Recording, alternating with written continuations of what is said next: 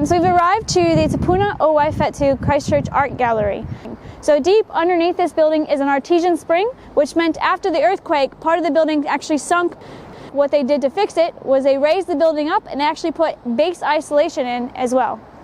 What base isolation means is that you are separating the base of the building, isolating it from the ground around it. If there was another big earthquake, the ground motion would shake just as normal, but if a building was base isolated, that separates it from the ground motion and allows it to not shake as much.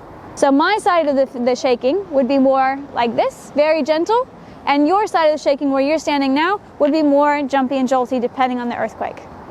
So one telltale sign that a building has base isolation is a seismic gap that surrounds the building. So if you look around the art gallery, you'll notice this big trail. This is a seismic gap. So when I say seismic gap, you may not think of this as a gap, but actually underneath here it is.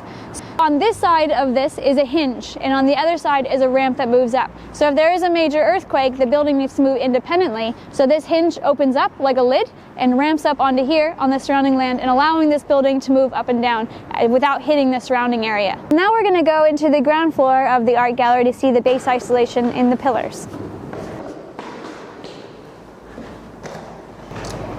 So after the 2010-2011 earthquakes, when the building was sunk down from liquefaction, they needed to bring it up. But one other thing they thought they would do is, for insurance purposes, they would put base isolation in. So these base isolations on top of the pillars are actually called triple friction pendulum base isolators. All of the base isolation on all of the pillars will allow the building to buffer from the earthquake surrounding it and coming back to the position where it was originally.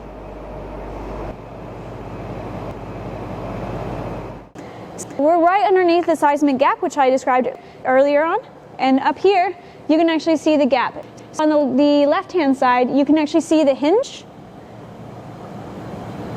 and on the right-hand side you can see the ramp.